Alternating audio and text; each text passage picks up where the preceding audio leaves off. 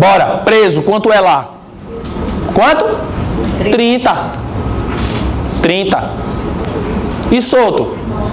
90. Então, preso 30.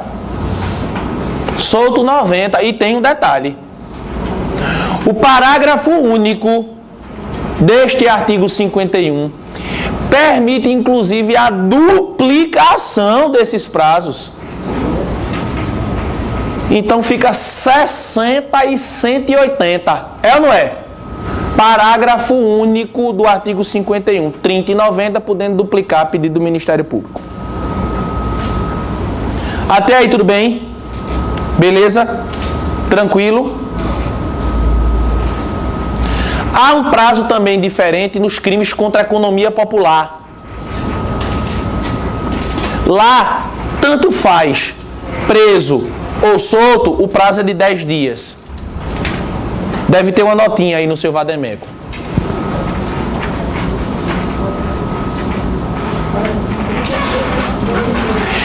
E aí vale registrar ainda aquilo que minhas amigas comentaram aqui. Sobre ainda aquele caso do Litoral Sul.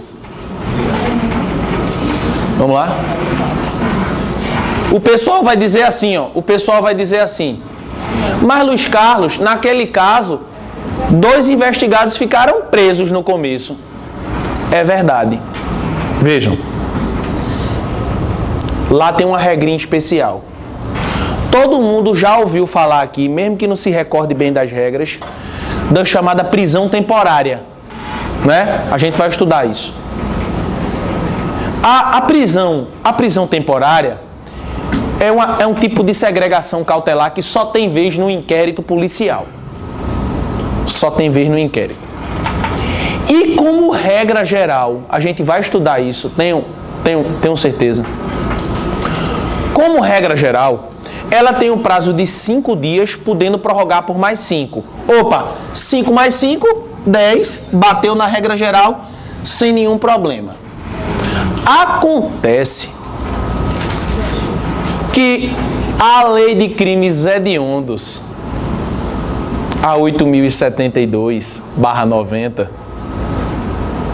prevê a possibilidade de decretação de prisão temporária para esse tipo de crime hediondo e equiparado de 30 dias, podendo prorrogar por mais 30. Qual é a conclusão que a gente chega? A gente chega à seguinte conclusão: que se houver prisão temporária em um inquérito que investiga crime hediondo, esta pessoa pode ficar presa 60 dias. Porque lá a prisão temporária dura 30, podendo prorrogar por mais 30. Pergunto eu, depois que passaram-se os 60 dias, eles foram ou não foram soltos? Foram. Por quê? Porque é 30, podendo prorrogar por mais 30. Então o inquérito que investiga crime hediondo, se tiver prisão temporária, repito, se tiver prisão temporária, aí pode durar 60 dias. Porque lá é possível 30 mais 30. Beleza? Entenderam? A gente vai ver prisão temporária mais adiante. Pessoal, alguma dúvida disso aqui? Desses prazos, cuidado, viu? Sempre cai. Então cai o seguinte, ó. Cai misturando isso com isso. Cai dizendo que não tem prazo. Não tem, é porque é prorrogável o solto. Cai dizendo que tanto o solto quanto o preso é prorrogável. Não, o preso é improrrogável. Cai dizendo que no preso, se bater os 10 dias, tem que entregar o inquérito do jeito que está. Não. É isso que cai na prova. Estou pontuando aqui os temas importantes que vocês têm que se ligar na hora da prova. Beleza? Aí vamos comentar o 11 e o 12. Veja.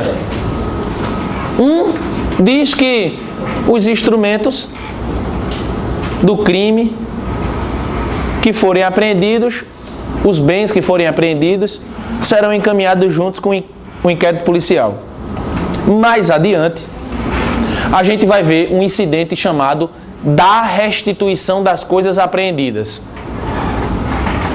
Está lá no artigo 120 do CPP. E a gente vai estudar isso com calma, sabendo desde já, todo mundo sabe disso, que existem bens que são restituíveis e outros que são irrestituíveis. Uma arma de fogo é restituível, se o dono tiver porte, a arma tiver registrada. Agora, uma arma de fogo com um número de série riscado é irrestituível. Droga é irrestituível, mas o carro é restituível. A gente vai ver, vai falar desse incidente de restituição de coisas apreendidas. Quem é que restitui, né? Como é o procedimento quando há dúvida, a gente vai ver mais na frente. E a possibilidade de alienação antecipada de bens, a gente vai ver muita coisa ainda. O 12 diz que o Ministério Público, que assim, a denúncia e a queixa, se fundarem no inquérito policial, elas virão juntas, né? Serão acopladas, serão apensadas. Isso é óbvio, né? Para quem já viu uma denúncia feita pelo Ministério Público, ela vai grampeada no inquérito, na capa do inquérito policial, é isso que ele está dizendo. Tiver por base a denúncia, se o inquérito sustentar for a base da denúncia e a queixa, eles serão acostados. Beleza? O artigo 13, ele ratifica a última informação da aula anterior. Quando eu comentei o artigo 6º,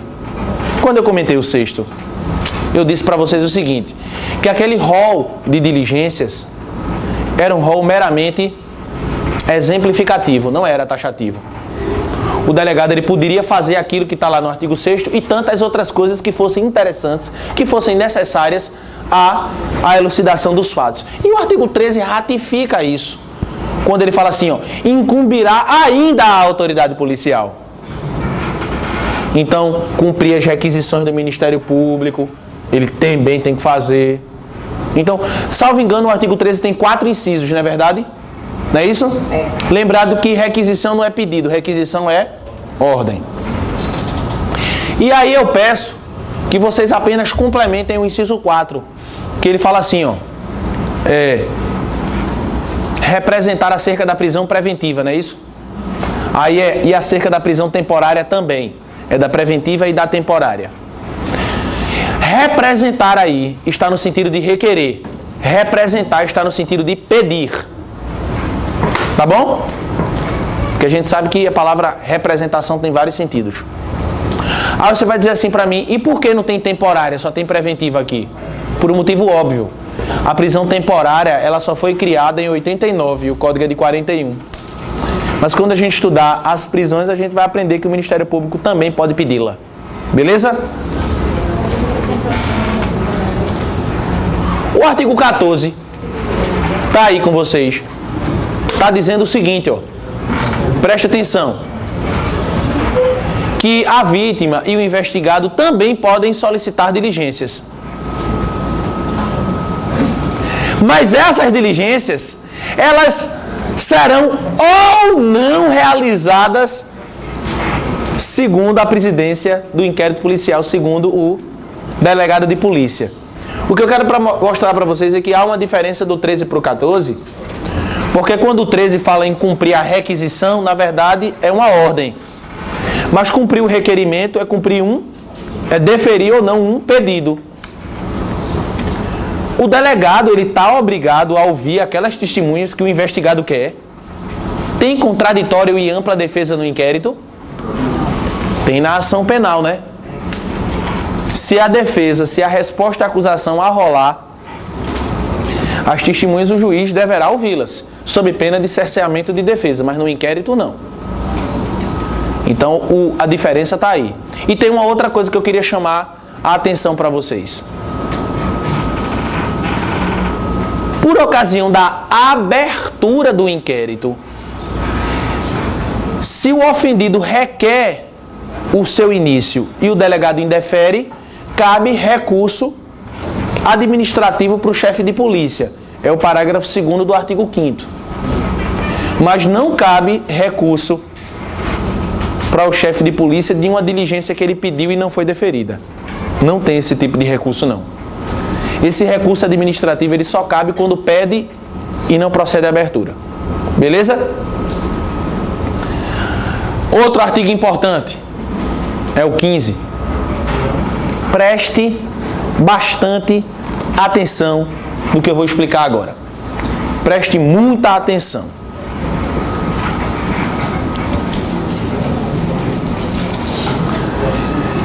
Este artigo 15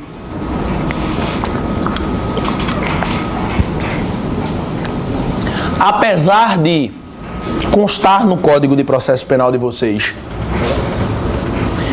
ele foi revogado tacitamente. Ele não vale de nada. Esse artigo 15 morreu. E preste atenção. Entenda o motivo da revogação desse dispositivo. Não é só saber que ele não vale, é entender o porquê. Por uma simples razão. Por este motivo de revogação do artigo 15, outros artigos também foram revogados.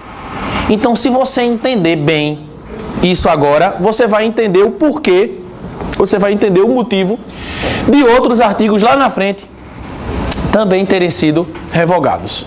Aí você vai dizer assim para mim, mas Luiz, como é que ele está revogado se eu estou olhando aqui para ele? Preste atenção. Existem dois tipos de revogação, não é verdade? Existe a revogação expressa e a revogação tácita. Na revogação expressa, quando vem uma lei posterior dizendo expressamente que aquele dispositivo não vale mais, quando o texto é republicado no Diário Oficial da União, o artigo revogado ele some. Ele desaparece. Faça aí um teste, veja o 35 está aí? Tá não. Ele foi revogado expressamente. Veja o 43, tá aí?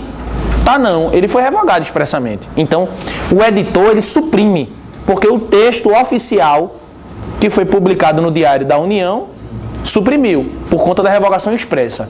Porém, quando se trata de revogação tácita, o artigo fica. Você tem a obrigação de saber que ele não vale de nada. Aí, às vezes, o editor do Vademecum coloca uma notinha embaixo do artigo para lhe ajudar. Em alguns livros desse aí, em alguns Vademecums, tem uma notinha mandando você olhar o artigo 5º do Código Civil. Tem ou não tem? Esse foi o artigo que revogou tacitamente. Tá? Esse foi o artigo que revogou tacitamente. Vamos explicar o porquê.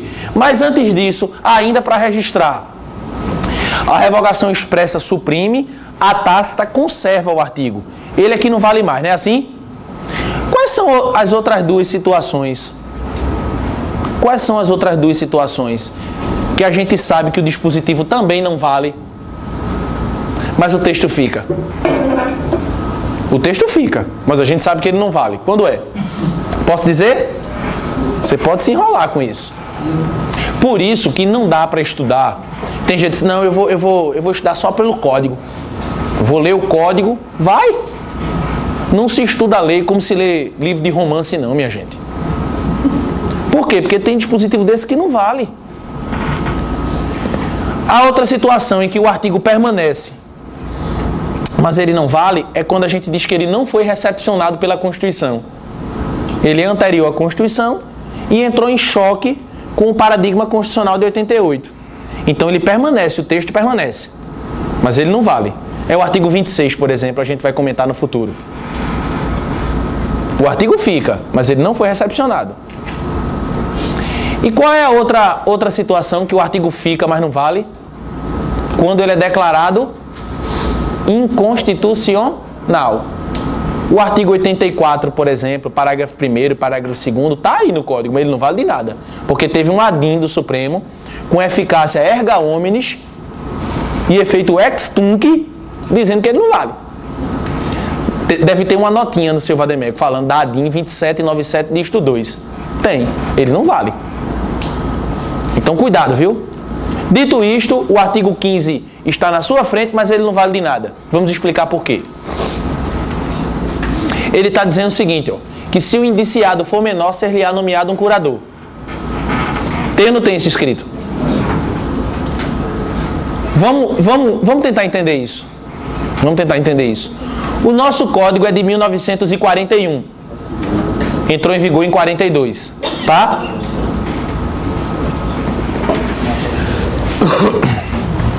Nessa época, preste atenção, nessa época, o Código Civil que estava em vigor não era esse nosso não, né? Claro que não era.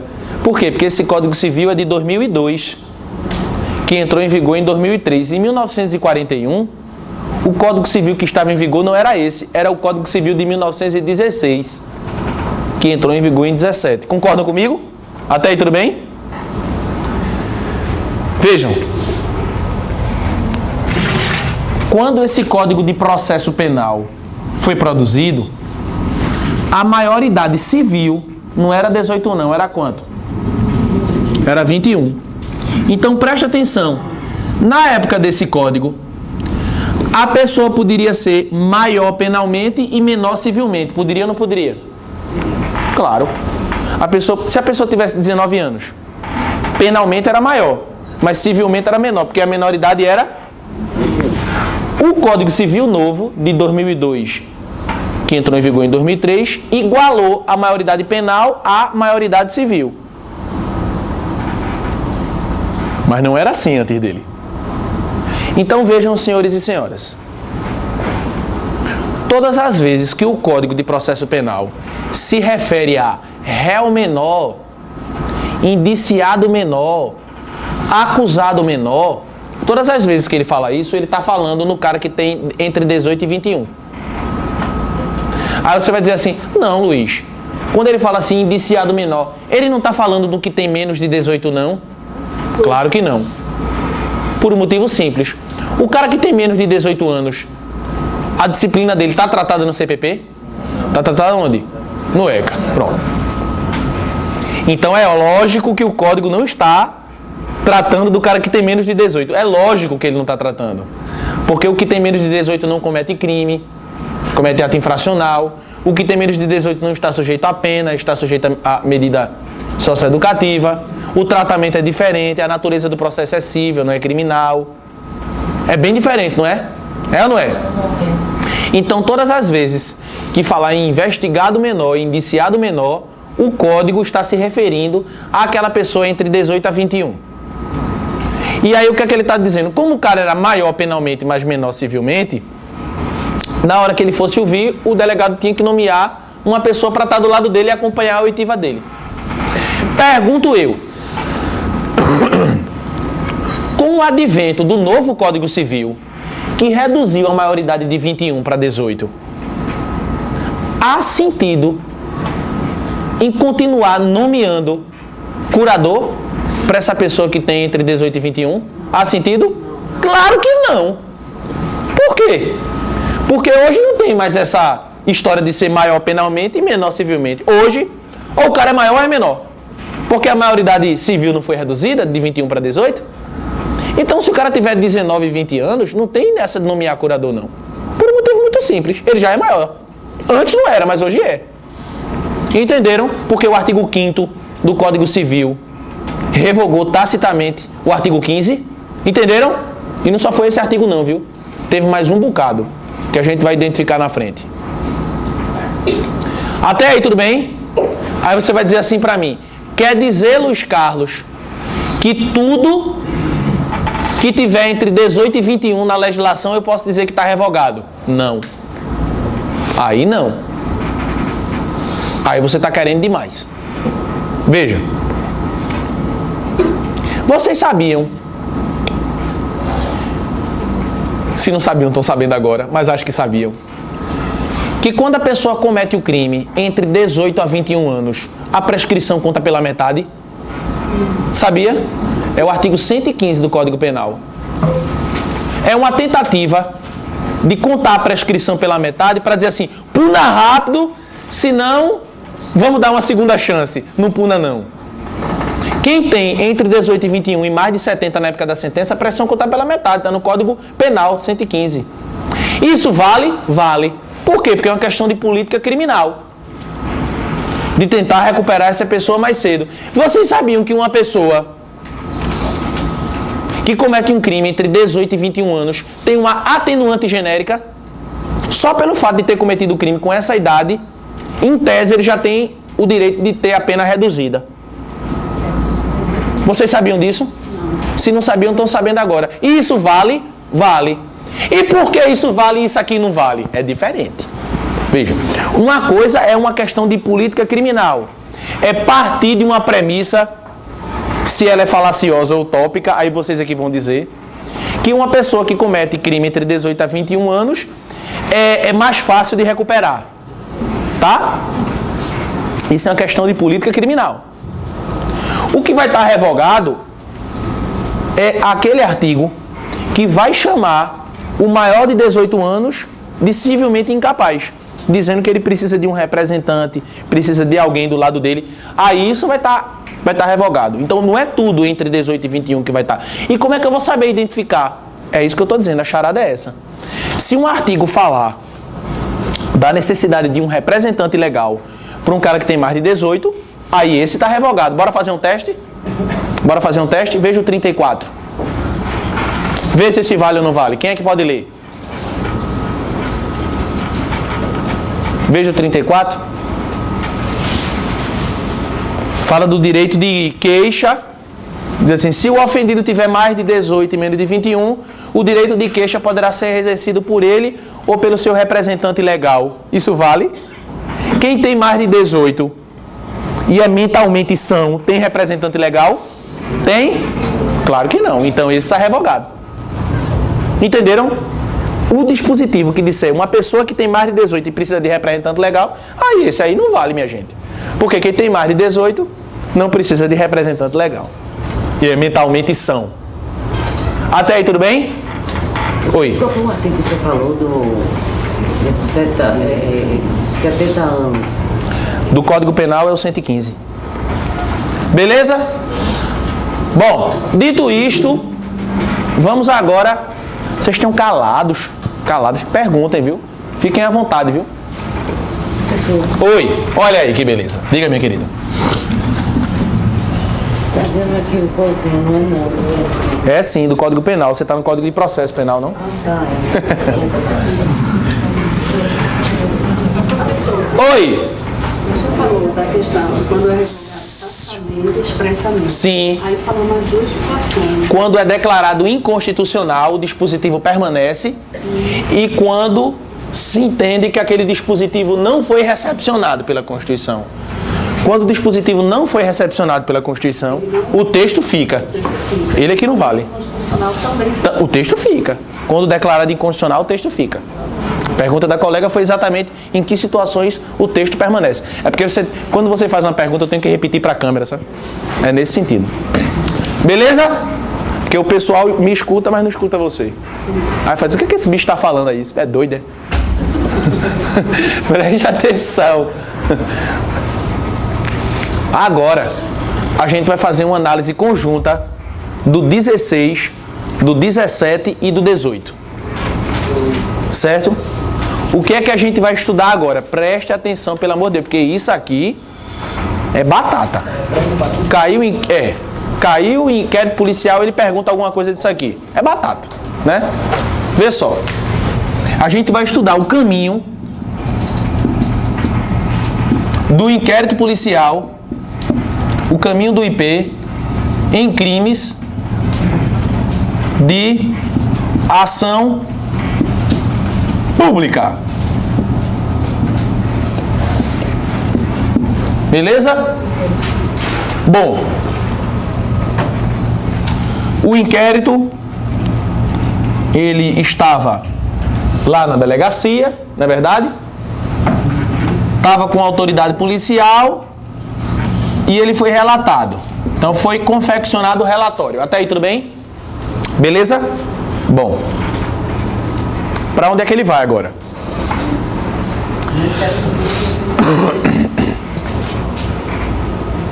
Tradicionalmente, esse inquérito era enviado para o juízo competente, tá?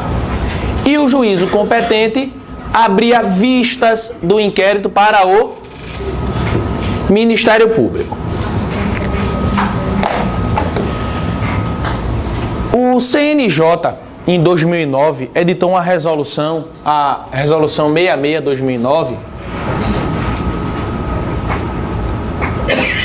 dizendo o seguinte, e isso sobretudo para os inquéritos federais, que foi absorvido também e foi disciplinado para os inquéritos da Polícia Civil também. Para que esse inquérito policial, ele saia daqui e venha logo para cá. Por um motivo muito simples. O único despacho possível e imaginável que o juiz poderia dar nesse inquérito era visto ao MP. Então, para que passar? Passava por uma medida de controle para tombar, para registrar, mas isso pode ser feito depois. Na prática, o que acontece é o seguinte, se o cara for preso em flagrante, aí o flagrante do cara é registrado no sistema, quando esse inquérito vem, simplesmente redistribui o inquérito e pega o mesmo número. Então não tem problema. Ele passa direto. E outra, de muito tempo, as grandes cidades já dispõem das chamadas centrais de inquérito, em que o inquérito sai da delegacia, vai direto aqui em Recife, Caruaru, Garanhuns, Petrolina, vai direto, não é? Sendo que não ia direto nas comarcas pequenas. E depois dessa resolução do CNJ que disse vai, então passa direto. O inquérito ele vem aqui para o Ministério Público. Não passa. Aí você vai dizer assim, e se o juiz tiver que decretar uma prisão preventiva? O delegado relatou, pense comigo, porque pode acontecer de tudo. O delegado relatou o inquérito e descobriu que ele está prestes a fugir. E aí? Não tem nenhum problema. O inquérito segue para o Ministério Público e vai uma representação de uma prisão preventiva apartada. Uma petição com as principais cópias dos atos do inquérito policial. Qual o problema? Por que tem que ir no inquérito? Não. A medida vai apartada. É uma medida cautelar. Até aí tudo bem? Bom. Sim, mas eu me chamo, passo para o juiz. Aí chegando no Ministério Público,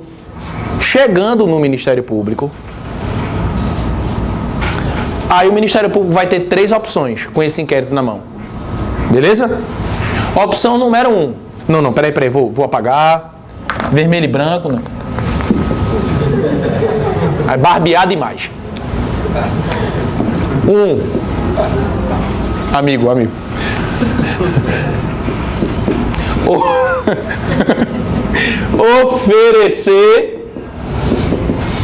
Oferecer denúncia. Oferecer denúncia. Esse negócio de time não dá certo, de tirar onda, né? Segunda-feira eu estava aplicando prova. Aí a turma me deu uma bandeirona do esporte, toda assinada, inclusive pelos saudações tricolores, saudação não sei o que, trivice, não sei o que. O esquema é o seguinte, quem tiver precisando de ponto, dê um beijo na bandeira que a gente ajeita. Menino. Aí chegava o cara com a camisa do Santa Cruz e pegava assim. Não, eu quero ver o lábio encostando. Aí eu dou o pontinho. Tem que ser assim. Bicho. Pedi o arquivamento. Presta atenção nesse esquema, viu? Pediu isso. Pedi novas diligências. Porque ele achou que o inquérito está incompleto? Exatamente. Vamos explicar cada uma delas. Vamos explicar cada uma delas. Então, uma de 3 opções. Até aí, tudo bem? Primeira opção.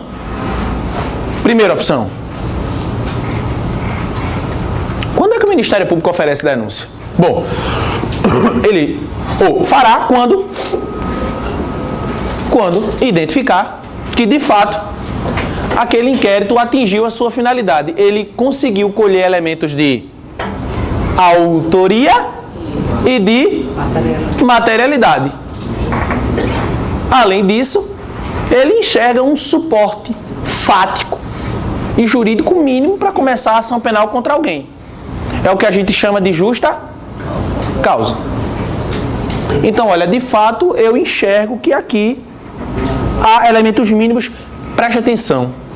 Para iniciar a ação penal, não há necessidade de certeza da autoria e nem tampouco certeza da materialidade. São indícios e não certeza. A certeza da autoria e a certeza da materialidade o juiz vai ter que ter para condenar. Mas para iniciar a ação penal, pelo amor de Deus. Exatamente. Até aí tudo bem? Beleza?